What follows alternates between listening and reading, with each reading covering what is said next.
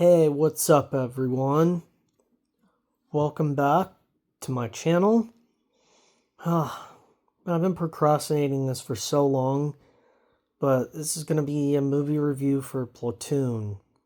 So, yeah, a while ago, someone wanted me to do this review, and I'm so delayed, but here it is. So, the movie Platoon, it's pretty, dark, definitely really harsh and depressing, but you get the idea. It's a Vietnam War movie. How could it not be depressing? But it stars Willem Dafoe and Charlie Sheen, as well as Forrest Whitaker and Tom Berenger. And Tom Berenger's character is a metaphorical asshole, or a literal asshole. And so is Kevin Dillon's character. He's a lunatic, how awful he is. So yeah, movie's kind of, they're like going through the jungle and stuff, and at one point, Kevin Dillon, his character named Bunny, brutally murders an innocent kid in cold blood. He butts I know it's blocked out, but he butts an innocent kid in the home when he's with his grandma. Yeah, so he basically, the kid's with his grandma in the home. He's like one-legged, and Charlie Sheen, Private Taylor, shoots his gun at the ground to terrorize him. Then Bunny walks up and decides to go farther into it and bash the kid's head in with the butt of his gun. And then he thinks it's not wrong at all. He's all like praising his work for having, this motherfucker's like praising his work for having killed this kid. He's like, that asshole's a fucking lunatic. But yeah, definitely an interesting part of the movie. Oh yeah, and this movie also featured star John C. McGinley, who was in some famous films like Office Space, which is like that also a highlight movie for sure.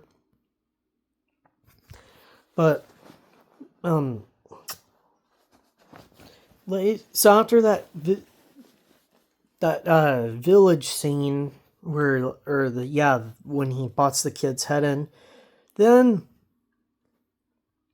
Elias, played by Willem Dafoe, gets mad because he sees Tom Berenger's character holding a gun at a girl's head, threatening to shoot a child. Well, he killed the mom first, and then he threatened to kill a child. But he did all this just to get information. The whole entire story kind of revolves around this particular topic.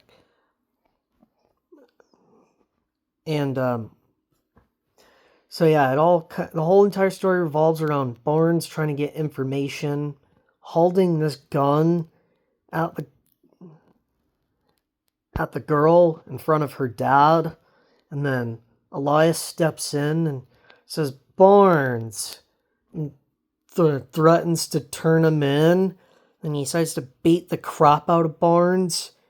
And because of this, later on, Barnes dumps him for Viet Cong in a way, because he then later on, like, he sees Elias and he shoots Elias when he aggressively turns a corner and shoots Elias. And then Barnes tells Taylor Elias is dead, which he thought he had killed Elias, but he hadn't.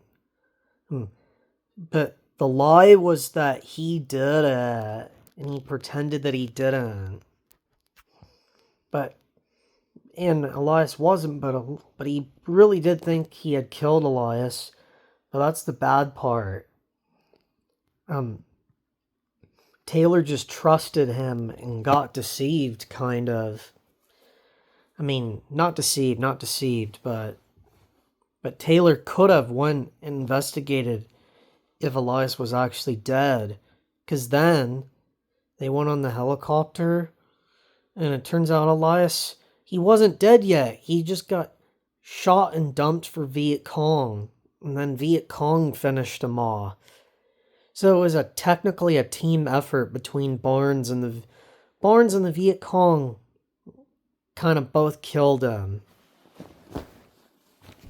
Chances are Elias would probably bleed out to death anyways, but it was still a team effort. Barnes helped to contribute to his death. So him and the Viet Cong worked together to kill him. That motherfucker then tried to kill Private Taylor, because when Taylor took out his aggravations on Barnes, when he was saying, you guys looking for a way to escape reality? There is no escape. I am reality. And Taylor punched Barnes and fought him because he got pissed off about Elias's death and how Barnes helped kill him. Then Barnes threatens to cut Taylor's face with the knife. Barnes threatens to kill Taylor. Then the guys in the barracks convince him not to. But then Barnes still cuts Taylor's face with a knife to give him a message to remember. But then the whole rest of the story is interesting because Taylor's attitude becomes more and more like Barnes throughout the course of the story. And then, given that, honestly, Oliver Stone was such a goofball, because he made Taylor's character seem kind of dark in some ways. He turned Taylor into a bad person in a way, because Taylor became a lot like Barnes by the final battle. He was like fighting crazy and bravely and fearlessly by the end. And then Taylor then gets knocked out because a big Warcraft Vietnam fighter jet kind of shoots explosives, and Taylor gets caught in the blast radius and gets knocked out. And when he wakes up, and Barnes, I believe, did too. I think Barnes woke up, and Barnes was crippled, but I think Barnes went unconscious too. But keep in mind, like, throughout this whole entire movie, there was only one person that was really trying to be Barnes' friend, which was John C. McGinley's character. But Barnes really didn't have any friends at the end of the day. Just an evil guy. But and John C. McGinley's character called him Bob also, because he thought he was his homie or something. But at the very end, Taylor, near that point, Taylor then decides to, for whatever reason, it's like Taylor actually, I know why.